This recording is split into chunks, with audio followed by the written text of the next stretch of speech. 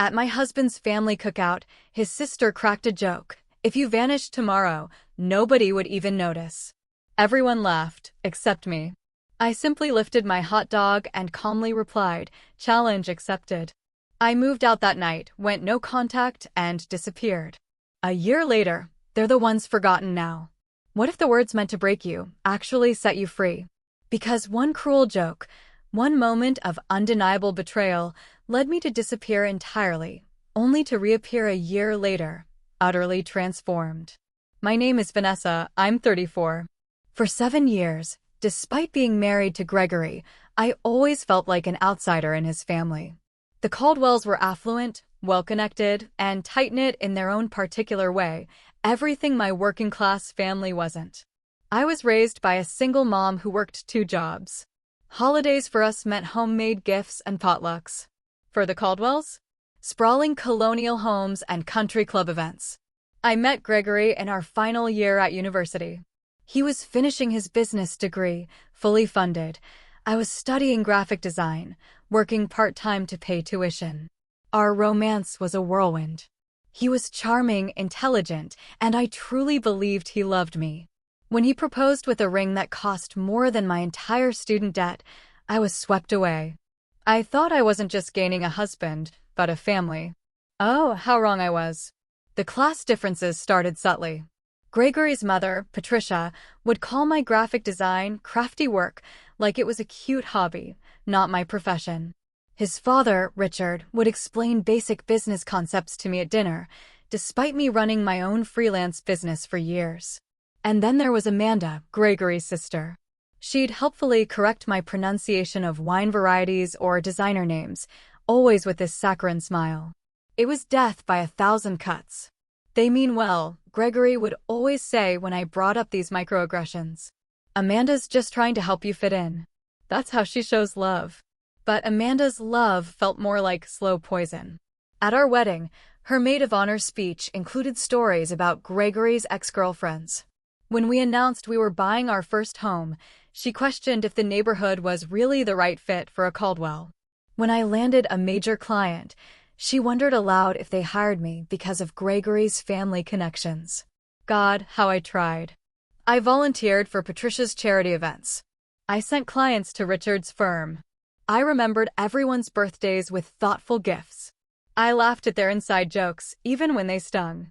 I dressed differently for family gatherings, adopted their vernacular, and swallowed my working-class pride when conversations turned to vacation homes and boarding schools. For the first few years, I maintained my freelance business, building a modest client list.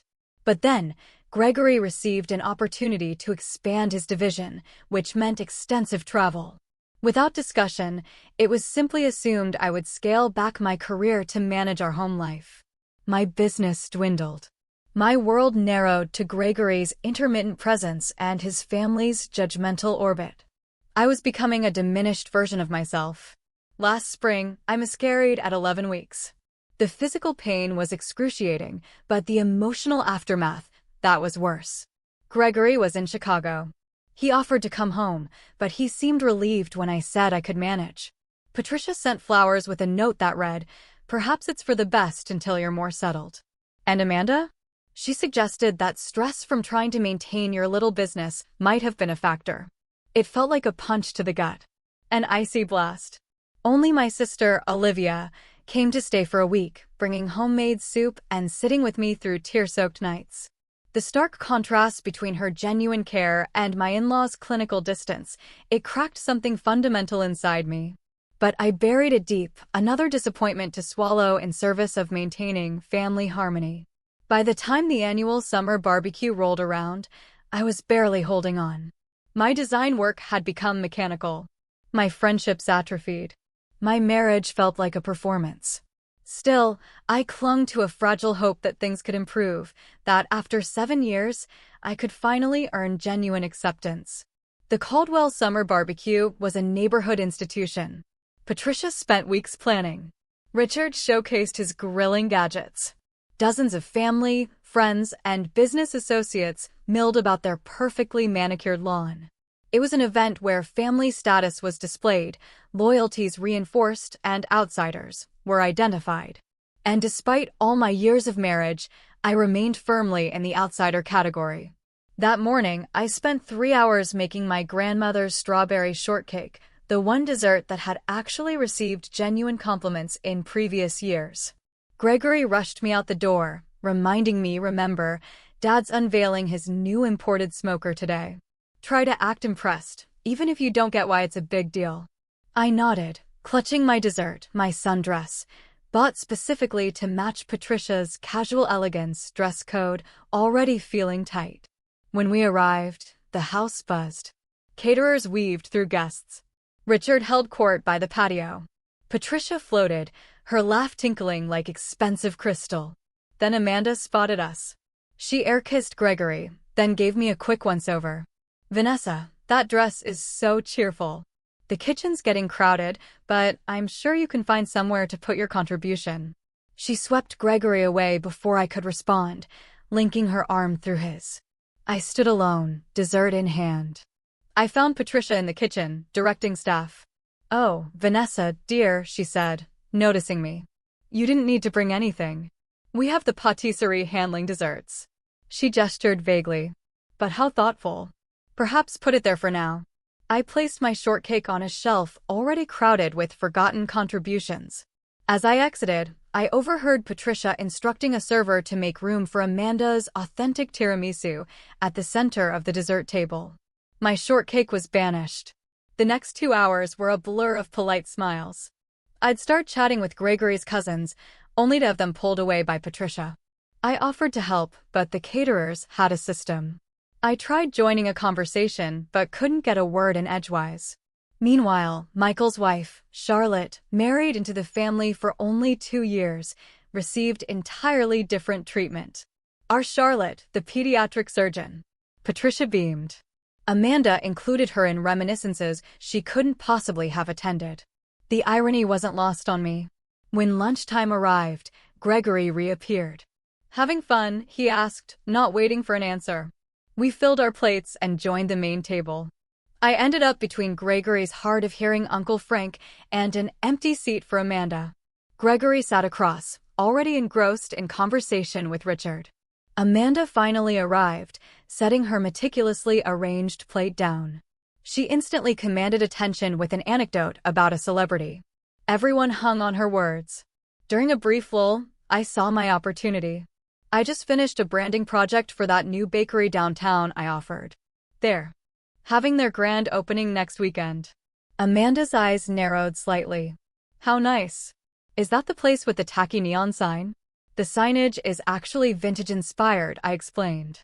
"The owners wanted to honor the building's history as one of the first. If you disappeared tomorrow," Amanda interrupted with a theatrical sigh, "no one would even notice." That's how boring this conversation is. The table erupted in laughter.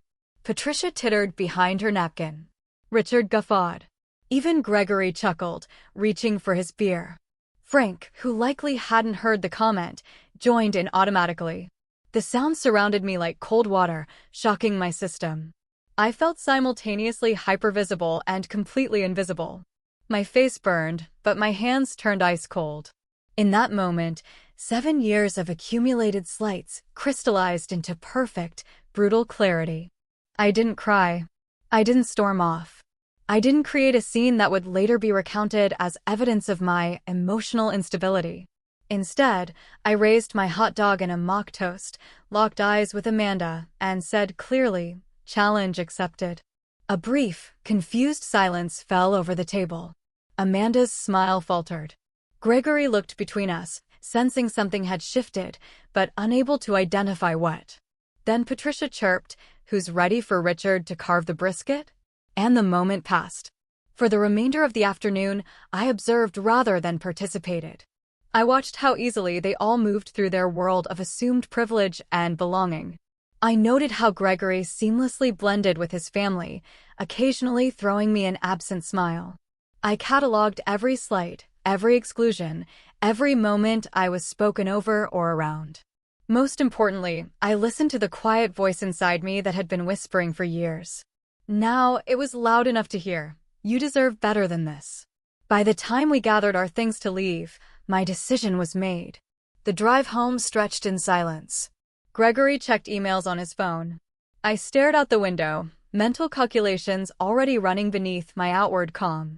When we reached our driveway, he finally seemed to notice my unusual quiet. Everything okay? You've been off since lunch. I considered my words carefully. Amanda's joke about me disappearing. Did you think that was funny? Gregory sighed. Don't start with this again. Amanda was just being Amanda. You know how she gets at family gatherings. You laughed, I said simply. It was a joke, Vanessa. Not everything needs to be analyzed to death. He got out of the car, effectively ending the conversation. That night, as Gregory slept soundly beside me, I stared at the ceiling, replaying not just the day's events, but the entire trajectory of our marriage. I thought about the bright, ambitious designer I'd been when we met. How confidently I'd handled clients. How passionate I'd been about my work. How deeply I'd connected with friends. Somewhere along the way, I'd started believing the subtle message the Caldwells had been sending, that I was lucky to be among them, that my inclusion was conditional upon my compliance, that my worth was determined by their assessment. I slipped out of bed at 2 a.m. and padded to my home office. I opened my laptop and began methodical research. Bank accounts, apartment listings in Seattle, where Olivia lived, transportation options. By dawn, I had a rudimentary plan. Gregory left for a morning golf game with Richard, kissing me absently. The moment his car pulled away, I began executing my plan with surprising clarity. First, I called Jessica, my college roommate. I need a massive favor, I said. Name it, she replied without hesitation. I'm leaving Gregory today. Can you come help me pack the essentials? 2 hours later, Jessica arrived with coffee, packing supplies, and fierce determination in her eyes. We worked efficiently, identifying what I truly needed. Clothes, personal documents, irreplaceable mementos, and my design equipment took priority. I can store whatever doesn't fit in your car at my place, Jessica offered, carefully wrapping a framed photo of my mother and me. While Jessica organized the physical items, I handled the financial separation. I transferred exactly half of our joint savings into my personal account, not a penny more. Despite the temptation, I paid my share of the monthly bills that were due. By mid-afternoon, my car was packed with the distilled essence of my life. Jessica hugged me fiercely. Call me when you're settled for the night. And Vanessa, I'm proud of you. Alone in what had been our home for 5 years, I wrote Gregory a letter. I kept it simple, stating that I needed time away to reevaluate our marriage. I explained I had taken only what was indisputably mine and contributed to outstanding bills. I asked for space and no contact. I did not share my destination. As a final act, I removed my wedding ring and placed it atop the letter on the kitchen counter. Next to it, I left a copy of Amanda's cruel joke, written verbatim, with the date and location noted clinically. Before leaving, I allowed myself one moment of sentimentality. I picked up our wedding photo from the hall table. We looked so happy, so full of possibility. Gregory's smile reached his eyes back then. My own face shone with a hope and confidence I barely recognized now. Goodbye, I whispered, replacing the frame and walking out the door without looking back. The sensation of driving away from our suburban neighborhood was both terrifying and exhilarating. With each mile marker, the tightness in my chest loosened incrementally. By the time I crossed the state line, I felt like I could fully breathe for the first time in years. I checked into a modest hotel that evening, using the credit card I'd maintained separately throughout our marriage. The room was simple but clean, nothing like the luxury accommodations the Caldwells considered standard. After confirming my safe arrival to Jessica and Olivia, I turned off my phone. Gregory would be home by now, finding an empty closet and my letter. The thought brought neither satisfaction nor guilt, only a strange numbness. In the quiet anonymity of the hotel room, I curled under unfamiliar blankets and fell into the deepest sleep I'd had in months. Morning brought the first wave of messages when I briefly turned on my phone. Gregory's communications evolved exactly as I'd expected: confusion, then irritation, then concern, then anger. Where are you? Call me. This is ridiculous. Come home so we can talk. Your mother is worried. At least let her know you're safe. You're being incredibly selfish right now. I have the Tokyo trip in 3 days. Fine. Take your space. We'll talk when I get back. Not once did he mention Amanda's joke or his laughter. Not once did he acknowledge any understanding of why I might have left. I sent a brief text to my mother, assuring her of my safety, but requesting privacy. Then I turned off my phone again and opened my laptop to search for longer-term accommodations in Seattle. The challenge had been accepted. Now came the hard part, disappearing not just physically, but untangling myself from the identity I'd constructed as Gregory Caldwell's wife. I was about to find out if Amanda was right, if my absence would go completely unnoticed, or if I could rebuild a life where my presence mattered on my own terms. Seattle welcomed me with 3 days of continuous rain, as if washing away my old life. Olivia had found me a month-to-month furnished apartment in her neighborhood, a tiny studio with bay windows and creaking floors. After the sprawling suburban house Gregory and I had shared, the compact space should have felt claustrophobic. Instead, it felt like a snug cocoon. The building's nothing fancy, Olivia apologized as she helped me carry in my limited belongings. But the location is great, and the landlord doesn't ask too many questions. It's perfect, I assured her, running my hand along the worn but solid kitchen counter. It's just mine. That first week passed in a blur of practical arrangements. I opened a new bank account. I set up mail forwarding through Jessica. I purchased a new phone with a Seattle area code. I created updated profiles on freelance design platforms, carefully curating my portfolio to remove work connected to Gregory's network. Gregory's messages continued, transitioning from anger to bargaining. Whatever's going on, we can work through it, he wrote. Just come home. I maintained my silence, not out of cruelty, but self-preservation. Every time I considered responding, I remembered the laughter around that picnic table, the years of subtle diminishment, the gradual erosion of my identity. Amanda posted a passive-aggressive Instagram story 2 weeks after my departure. Family is everything. You can't choose who stays and who goes. The comments filled with heart emojis from various Caldwell connections. Gregory's mother called my mother, expressing theatrical concern while fishing for information. Michael's wife, Charlotte, sent a tentative text, "If you ever want to talk, I'm here." I responded to none of them. Instead, I focused on rebuilding. Jessica shipped the remainder of my belongings in unmarked boxes. I found a therapist specializing in family dynamics and marital trauma, scheduling weekly sessions that often left me emotionally drained, but incrementally stronger. What Amanda said at the barbecue, Dr. Lewis commented during our 3rd session, that wasn't the cause of your departure. It was the catalyst, the last straw. I agreed. Tell me about the first straw, she prompted. That question unlocked a flood of memories, subtle digs disguised as helpful advice, achievements minimized, opinions dismissed, all while Gregory stood by, not malicious, but complicit in his silence. By month 2, I had secured 3 steady design clients through online platforms. The work wasn't particularly creative, mostly formatting ebooks and designing social media templates, but it paid the bills. More importantly, each completed project rebuilt my professional confidence. One rainy Tuesday, I walked into a local coffee shop and noticed a striking wall mural.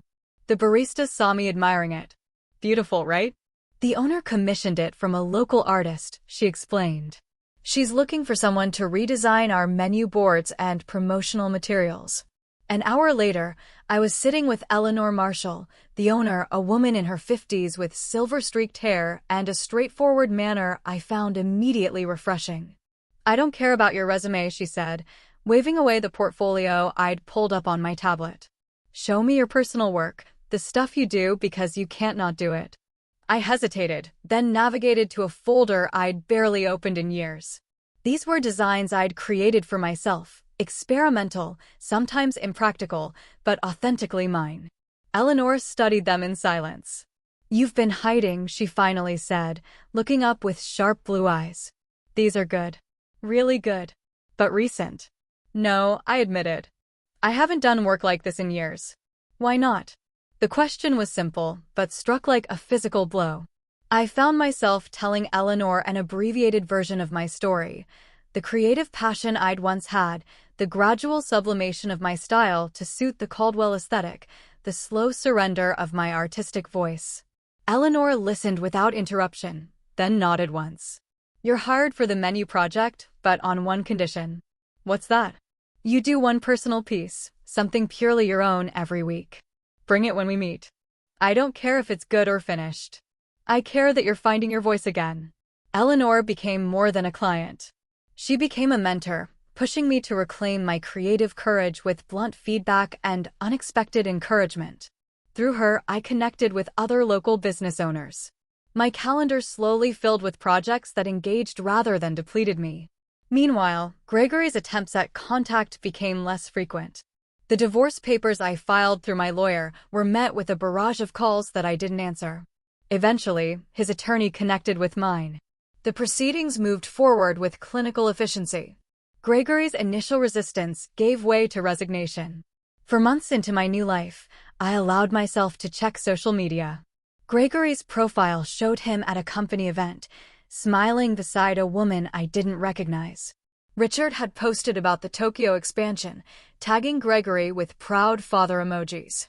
Amanda shared multiple photos from a family dinner, captioned, "Missing no one." The confirmation stung less than I expected. Amanda had been right after all. My disappearance had barely caused a ripple in the Caldwell family pond.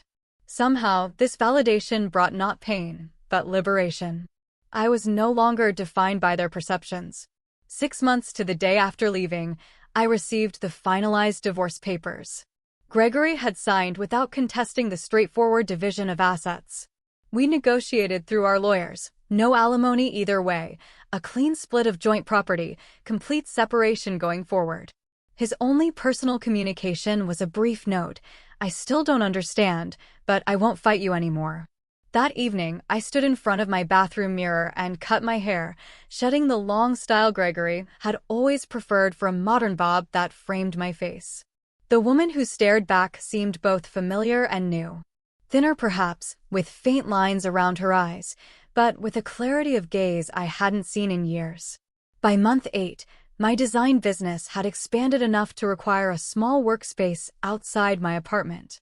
I rented a desk in a cooperative creative studio surrounded by other independent artists and entrepreneurs. For the first time since college, I had colleagues who valued my input and challenged my ideas on equal footing. When the anniversary of my departure approached, I no longer needed to check social media to know what the Caldwells were doing. They had receded from my daily thoughts, becoming characters in a story I'd lived through, rather than active presences in my life. Meanwhile, my new world continued expanding. A branding project for a local artisan food company won regional recognition. My redesign of Eleanor's coffee shop attracted attention from a lifestyle magazine. A comment I made during a design workshop led to an invitation to speak at a creative conference. 1 year after Amanda's fateful joke, I was no longer invisible. I had built a life where my presence was not only noticed, but valued, where my voice was heard rather than interrupted, where my contributions were recognized rather than dismissed. The challenge had been met, but the story wasn't over yet. The email from Westwood Creative arrived exactly 52 weeks after the barbecue that changed everything. The subject line was innocuous, seeking designer for national campaign, but the content sent a jolt through my system. Your work for Rinner Artisanal Foods caught our attention. We're developing a campaign for Sheffield consumer brands and believe your aesthetic would be perfect for the project. Initial meeting next week if interested. Sheffield Consumer Brands was a subsidiary of Caldwell Marketing Group, Richard's company. The coincidence seemed too precise to be accidental. I called Eleanor, who had become my sounding board. It could be completely legitimate, she reasoned. Your Rinner campaign was featured in 3 industry publications. But the timing is suspicious. The question isn't whether they know who you are, Eleanor said pragmatically. The question is whether the project is worth taking, regardless. I requested more information from Westwood. The project was substantial, redesigning packaging for Sheffield's entire organic line with a potential long-term contract. The budget was double anything I'd handled since establishing my Seattle business. After 3 days of deliberation, I accepted the initial meeting. If this was a Caldwell orchestration, I wanted to face it directly rather than wonder. And if it was legitimate, I didn't want fear of my past to constrain my future. The Westwood creative director, Thomas, made no indication he knew about my history with the Caldwells. During our first meeting, we discussed design concepts, timeline, expectations, and budget particulars with straightforward professionalism. When I asked about client involvement, he mentioned only that Sheffield executives would review major milestones. I accepted the project, establishing clear boundaries about communication channels and approval processes. For 3 weeks, everything proceeded normally. My preliminary designs received positive feedback. The timeline remained on track. No Caldwell names appeared on any correspondence. Then came the announcement. Sheffield consumer brands would be featured at the annual Marketing Innovation Gala, unveiling their rebranded organic line as part of the presentation. As the lead designer, my attendance was highly encouraged. The gala was a major industry event, precisely the type of opportunity my rebuilding career needed. It was also exactly the sort of function the Caldwells never missed. Richard considered these networking evenings essential to maintaining the family's business prominence. Gregory had always dutifully followed his lead. "You have 3 options," my therapist observed during our session that week. Decline to attend and potentially limit your professional growth. Attend and attempt to avoid the Caldwells, which may prove stressful and ultimately futile. Or attend and prepare to engage with them on your terms. "What would you do?" I asked. Dr. Lewis smiled slightly. "I'm more interested in what Vanessa today would do, as opposed to Vanessa from a year ago." The question lingered as I left her office. Last year's Vanessa would have either declined the event entirely or attended as Gregory's apprehensive shadow, dreading Amanda's barbed comments and Patricia's conditional approval. But I wasn't that person anymore. The following morning, I emailed Thomas confirming my attendance. Then I made an appointment with a personal stylist recommended by Olivia and set aside a portion of the Sheffield advance payment for an outfit that would serve as both armor and announcement. The evening of the gala arrived with unexpected calmness. I surveyed my reflection in the hotel room mirror. The woman staring back wore a tailored jumpsuit in deep emerald that managed to be both sophisticated and distinctive in a sea of expected black dresses. My bobbed hair was now accented with subtle caramel highlights. The designer shoes, my one significant splurge, added 3 inches of confidence to my height. Most transformative, however, was the expression in my eyes. No anxiety, no apology, just steady readiness for whatever the night might bring. The venue was a restored historic theater downtown, its grand lobby transformed with strategic lighting and minimalist floral arrangements. I checked in, accepting my name badge and a signature cocktail. I had barely taken 2 sips when Thomas appeared at my elbow, already introducing me to a cluster of industry executives. Their business cards disappeared into my clutch as we discussed emerging design trends. I found myself speaking with easy authority. My opinions were met with thoughtful nods rather than polite dismissal. 40 minutes into the event, I was deep in conversation with a magazine editor when I felt a shift in the room's energy. I didn't need to turn to know that the Caldwells had arrived. Richard's booming laugh confirmed it moments later. I maintained my position, finishing my point about consumer psychology before excusing myself to visit the bar. As I waited for sparkling water, I scanned the room. Richard and Patricia held court near the entrance. Amanda wasn't immediately visible. And then I saw Gregory. He was standing slightly apart from his parents, looking thinner than I remembered and somehow diminished despite his perfect tailoring. Our eyes met across the crowded space. His widened in unmistakable shock, lips parting slightly as if to speak despite the distance between us. I held his gaze steadily, neither smiling nor frowning, then deliberately turned my attention to the bartender, thanking him for my drink. The first encounter came minutes later. Richard approached while I was examining the event program. "Vanessa," he said, his tone conveying neither warmth nor hostility. "Quite a surprise, Richard." I nodded, meeting his gaze directly. "I'm the lead designer for Sheffield's organic rebrand." He blinked, momentarily disconcerted by my calm demeanor. I hadn't made the connection. Their creative is being handled externally through Westwood. Yes, I'm working with Thomas's team. The preliminary market testing has been quite positive. I spoke as I would to any client executive, professional, assured. I see. He seemed to reassess me, noting the changes a year had brought. Your work has evolved since you left. Not evolved, I corrected with a small smile.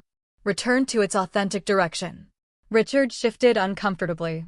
Patricia is here somewhere. I'm sure she'd want to say hello. Of course, I replied, neither encouraging nor discouraging the prospect. As Richard moved away, presumably to report his discovery to the family, I rejoined the Westwood team, seamlessly integrating into their conversation.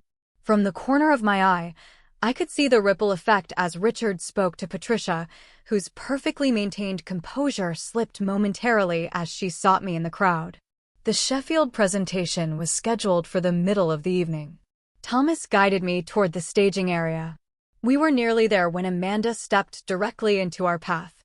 Her expression was a complex mixture of surprise and calculation. Vanessa, no one mentioned you were involved with this project. Her tone suggested this oversight was somehow my fault. Amanda, I acknowledged. I'm working with Westwood Creative. Thomas, this is Amanda Caldwell, Richard's daughter. Thomas extended his hand. Miss Caldwell, pleasure to meet you. Vanessa has been exceptional to work with. You know her work. Amanda's smile tightened. We're family, actually. Or were. How nice, Thomas replied noncommittally. Excuse us. We need to prepare for the presentation. As we walked away, Thomas glanced at me questioningly, but respected my privacy enough not to pry. I appreciated his professionalism more than he could know. The presentation itself passed in a focused blur. I spoke about design philosophy and consumer connection, demonstrated key elements of the rebranding strategy, and answered questions with composed expertise. The audience response was overwhelmingly positive, with several spontaneous rounds of applause.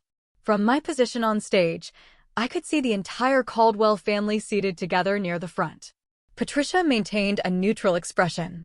Richard nodded occasionally. Amanda whispered something to the woman beside her, her face unreadable. Gregory watched me with undisguised intensity, his eyes never leaving my face. After the formal presentation concluded, I was immediately surrounded by attendees with questions and compliments. Business cards exchanged, potential opportunities mentioned, connections established. This professional validation, earned entirely through my own merit, felt like the sweetest possible vindication. Eventually, the crowd thinned. I was gathering my presentation materials when Gregory finally approached alone. You look well, he offered, hands tucked awkwardly in his pockets. Thank you, I replied simply. I didn't know you were in Seattle. That was intentional. He nodded, accepting this truth. Your presentation was impressive. You always were talented. I always am talented, I corrected gently. Present tense. Gregory looked down, then back up with unexpected directness. I've thought a lot about what happened. About Amanda's joke and everything before that. I didn't understand at first, but this past year has been. He paused, searching for words, clarifying. I'm glad to hear that, I said, meaning it. I miss you, he admitted quietly. The words hung between us, once so desperately desired, but now arriving too late. I felt no triumph in his regret, no vindictive pleasure in his loneliness, just a calm certainty that I'd made the right choice. I need to join my team for dinner, I said, neither cruel nor encouraging. Will you be at tomorrow's workshop? Yes, I'm presenting the digital integration segment. He nodded again. Maybe we could get coffee afterward, just to talk? I considered his request, weighing my own emotional landscape. I can spare half an hour, I conceded. Professional courtesy. Relief flickered across his face. Thank you. As I turned to leave, Patricia appeared at Gregory's elbow, her social smile firmly in place. Vanessa, darling, what an absolute delight to see you thriving. Her words were perfect. Her tone betrayed her discomfort. Patricia, I acknowledged. I hope you're well. We've all missed you at family gatherings, she continued, the practiced life falling easily from her lips. No one makes strawberry shortcake quite like yours. The old Vanessa would have accepted this olive branch, however disingenuous. The new Vanessa held her ground. That's interesting, I replied pleasantly. I recall my shortcake being relegated to the pantry while Amanda's tiramisu took center stage at the last gathering I attended. Patricia's smile faltered briefly before recovering. A simple misunderstanding, I'm sure. Multiple simple misunderstandings over 7 years, I agreed, maintaining my pleasant tone. How fortunate that I now work in environments where such misunderstandings rarely occur. Before Patricia could respond, the event coordinator announced dinner seating. I excused myself with polite finality, joining the Westwood team at their assigned table across the room from the Caldwells. The remainder of the evening passed without further direct interaction, though I occasionally caught Gregory watching me from afar. As the event concluded, I declined the team's invitation for after-party drinks, preferring the quiet completion of returning to my hotel room alone. In the tranquil privacy of my room, I kicked off my designer shoes and stood at the window overlooking the glittering city. The confrontation I'd half dreaded for months had come and gone, leaving me not depleted, but strengthened. I had faced the Caldwells not as an apologetic outsider, but as a successful professional in my own right. Amanda's challenge, if you disappeared tomorrow, no one would even notice, had precipitated not just my physical departure, but a complete reinvention. The final irony was that by disappearing from their world, I had become more visible in my own. The morning after the gala dawned with unexpected sunshine streaming through my hotel room curtains. I prepared for the day's workshop with methodical focus. As I arranged my materials at the presenter table, I spotted Richard engaged in intense conversation with Thomas near the refreshment station. Attendees gradually filtered in.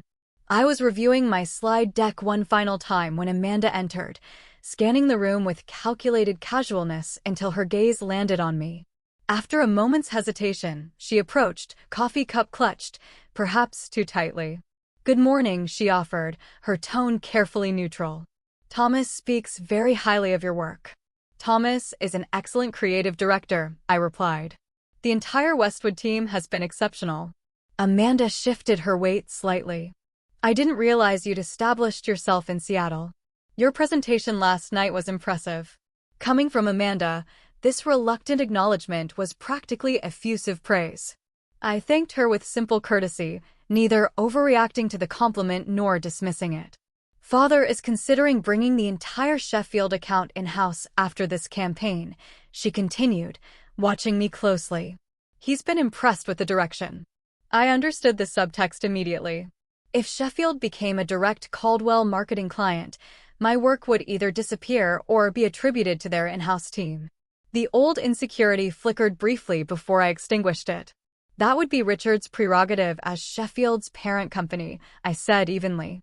"However, Westwood has contractual provisions regarding creative attribution that are quite specific. Thomas is particularly careful about protecting his designer's work." Amanda's expression tightened almost imperceptibly. Before she could respond, the workshop facilitator called for everyone to take their seats. Our conversation ended with mutual professional nods, a far cry from our last interaction over hot dogs and cruel jokes. The morning sessions proceeded efficiently. My segment on digital integration strategies was scheduled just before the lunch break. As I took the podium, I noticed Gregory slipping into the back of the room, clearly having timed his arrival for my presentation. I delivered my content with confident expertise. The question period afterward was lively. "When?" Richard himself asked about implementation timelines. I answered with specific benchmarks. As attendees broke for lunch, Gregory made his way toward me, but was intercepted by a Sheffield executive. I used the opportunity to step outside for fresh air, needing a moment away from the Caldwell gravitational pull. The hotel's courtyard garden provided a quiet respite. I had just settled on a bench when Patricia appeared on the pathway, her expression suggesting our meeting wasn't accidental. "You've always had excellent timing for escapes," she observed, smoothing her skirt as she sat beside me, uninvited. "I prefer to call it recognizing when I need space," I replied. Patricia studied me with new attention. "You've changed." "I've reverted," I corrected, "to the person I was before I started trying to fit into spaces that weren't designed for me." She sighed lightly. Families are complicated, Vanessa, especially established ones like ours. There are expectations, traditions, ways things have always been done. I'm aware. I spent 7 years observing those traditions. 7 years trying to meet those expectations. Perhaps we weren't always as welcoming as we could have been, Patricia conceded, the closest thing to an apology I'd ever heard from her. But disappearing without a word was rather dramatic, don't you think? I turned to face her directly. I left a detailed letter for Gregory. I ensured all financial obligations were properly handled. I made a clear, adult decision to remove myself from a situation that had become harmful to my well-being. There was nothing dramatic about it. Gregory was devastated, she countered. Gregory was inconvenienced, I corrected gently. There's a difference. Patricia's perfectly maintained facade cracked slightly. You have no idea what this past year has been like for him, for all of us. You're right, I acknowledged. Just as you have no idea what the previous 7 years were like for me. We sat in tense silence for a moment before I continued. But I'm not interested in exchanging pain metrics, Patricia. That's not why I'm here. I'm here because I'm good at what I do, and my work has value to Sheffield's campaign. Something shifted in Patricia's expression. Not quite respect, but perhaps a new awareness. You always were stubborn. Determined, I countered with a small smile. Another distinction worth noting. As we headed back toward the conference center, Patricia asked an unexpected question. Will you be at the closing dinner tonight? Yes, Westwood has a table. She nodded thoughtfully. The salmon is usually excellent.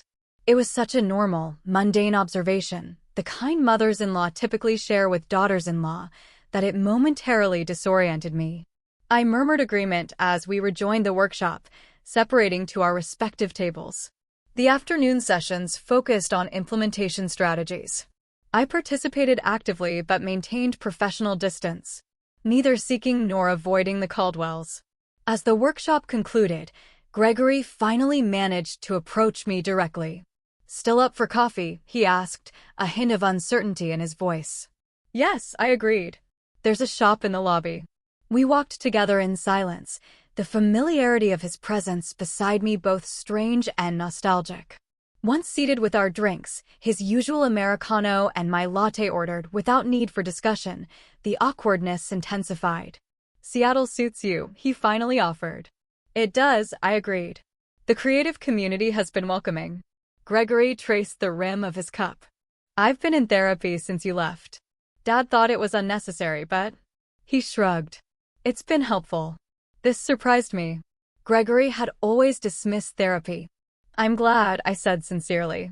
My therapist helped me understand some things about our marriage. About my family. He met my eyes directly. About how I failed to see what was happening to you because it was easier not to. The acknowledgement was unexpected and disarming. For a moment, I glimpsed the man I had fallen in love with, thoughtful, capable of growth, willing to examine himself.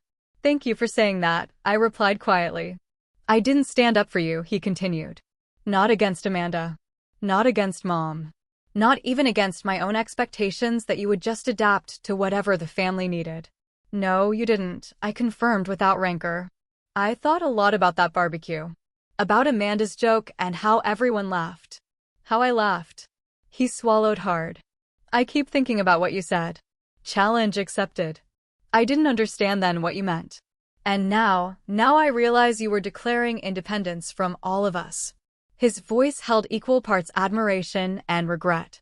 We talked for nearly an hour, longer than the half-hour I'd allocated. Gregory shared how the family dynamics had shifted in my absence, Amanda's increased criticism extending to his new girlfriend, Patricia's tightening control, Richard's disappointment when Gregory declined a promotion that would have required relocating. I'm seeing everything differently, he explained, like someone adjusted the contrast on a photo I've been staring at my whole life. When our coffee cups emptied, we both recognized the natural conclusion of our conversation. As we stood to leave, Gregory asked the question I'd been expecting. Is there any chance for us? Not right away, but eventually. I considered his face, once the center of my world. I felt affection, compassion, even a whisper of the old attraction. But the tether had been severed, not just by Amanda's joke or my departure, but by the year of growth that followed. I think we both needed to become different people, I said gently. And I like who I'm becoming now. He nodded, accepting this truth with surprising grace. You were always stronger than I gave you credit for. We both were, I corrected. You just needed different circumstances to discover it. We parted with a brief, platonic hug that felt like proper closure. As I watched him walk away, I realized I truly wished him well in building a life that was authentically his, not just an extension of the Caldwell legacy. The final confrontation came unexpectedly as I was collecting my portfolio from the conference room. Amanda entered just as I was preparing to leave.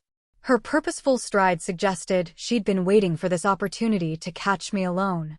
I need to ask you something, she said without preamble, and I'd appreciate an honest answer. All right, I agreed, curious despite myself. Did you take this project knowing it was connected to our family? No, I answered truthfully. I discovered the Sheffield-Caldwell connection after accepting the Westwood offer. By then, the contract was signed. She studied me, seemingly assessing the truth of my statement. And you didn't think to recuse yourself once you knew? Why would I? I asked simply.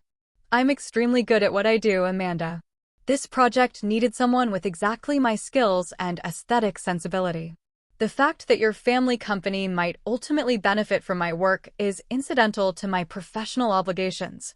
So, it's just coincidence that exactly 1 year after you disappeared, you reappear working on a project connected to us?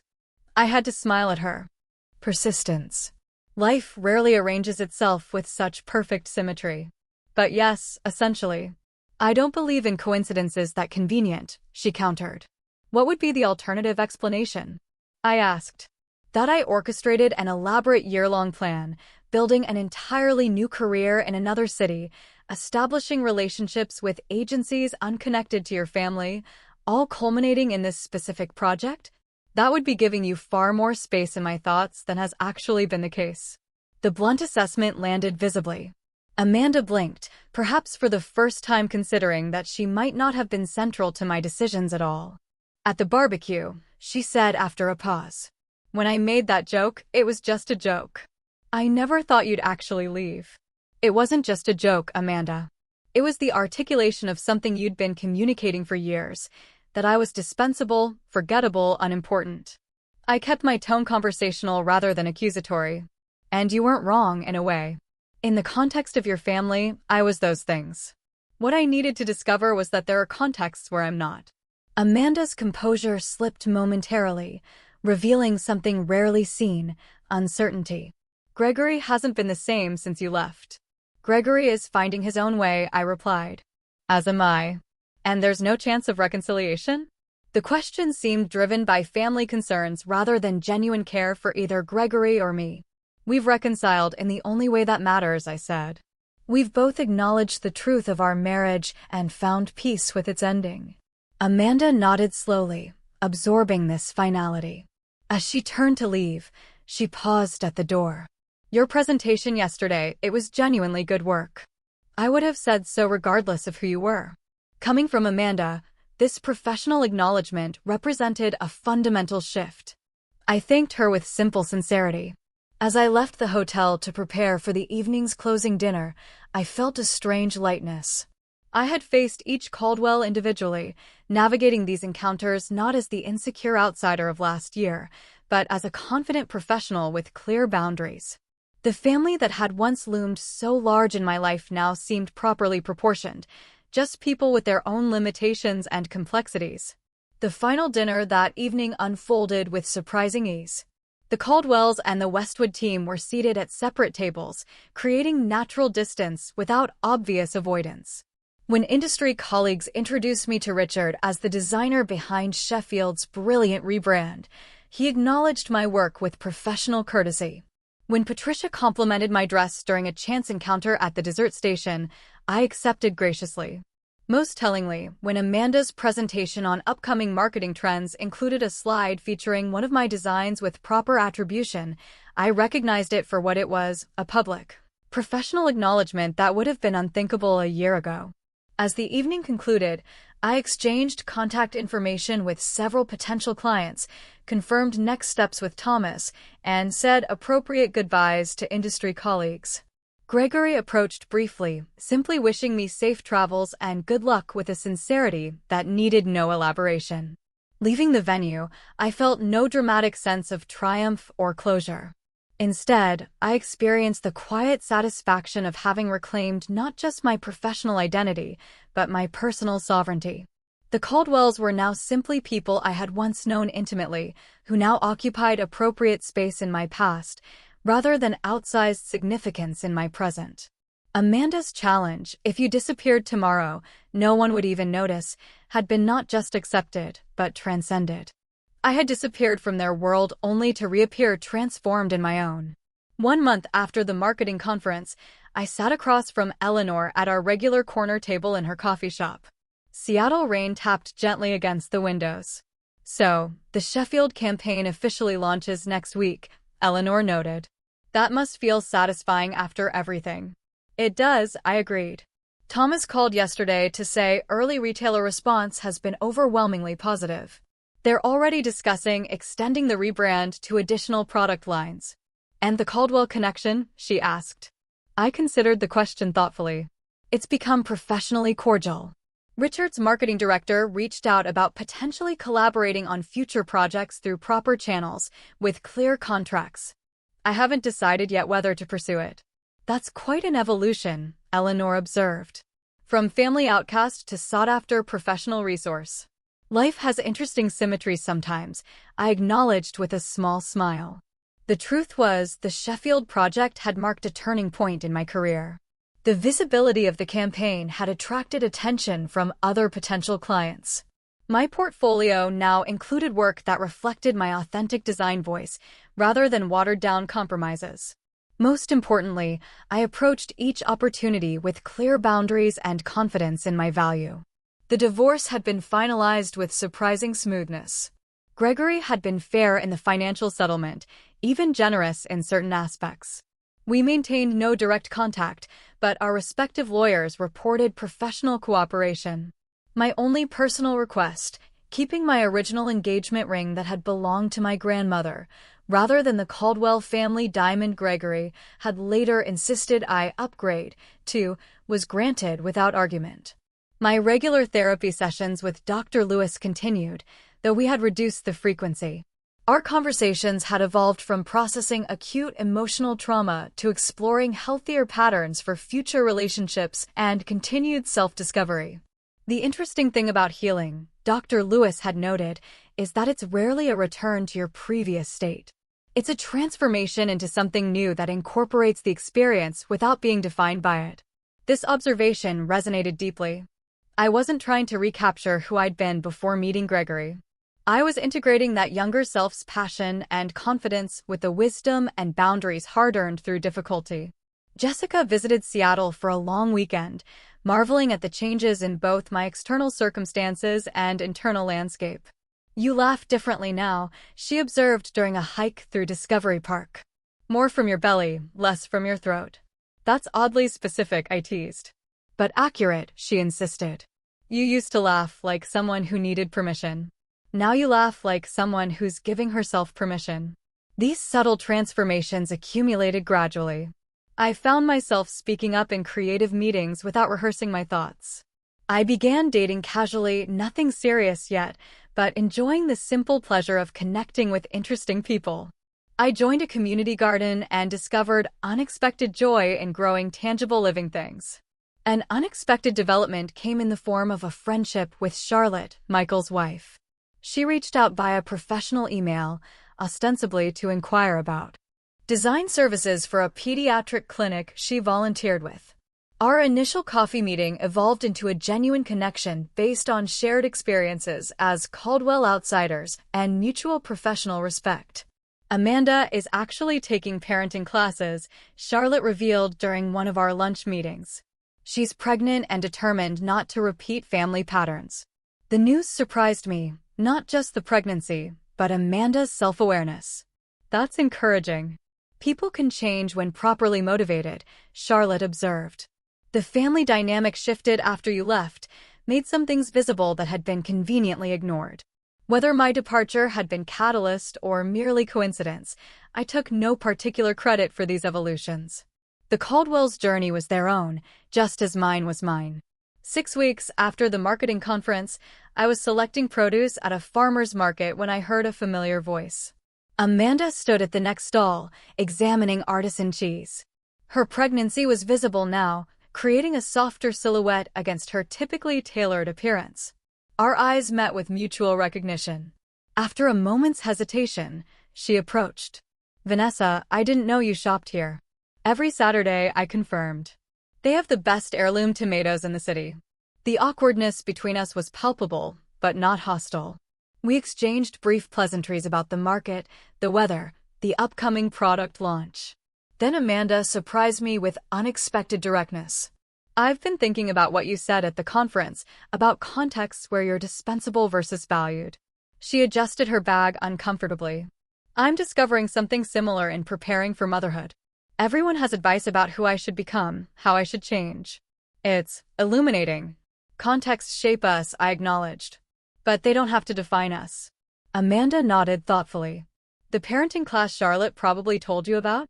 It's helping me recognize some patterns, things I never questioned because they were just normal in our family." I heard the unspoken comparison to my own journey of recognition and separation. "Self-awareness is powerful," I offered. "Yes." She hesitated, then added with uncharacteristic vulnerability, "I don't want my child to ever feel like they need to disappear to be seen." The admission revealed deeper reflection than I would have credited Amanda with a year ago. I didn't offer easy absolution. Our history was too complex for that. But I did offer simple human acknowledgement. That's a good place to start. We parted with no dramatic reconciliation, no promises of future connection, just a moment of genuine communication between two adults sharing a brief intersection in life's journey.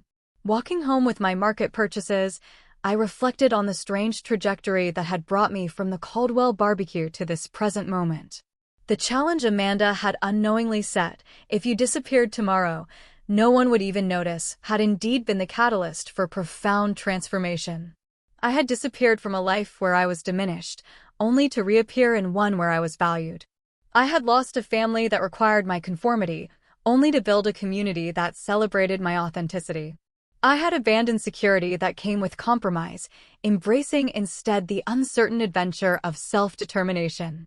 Last week, I had closed on a small house near the water, nothing grand by Caldwell standards, but perfectly suited to my needs and purchased entirely through my own earnings.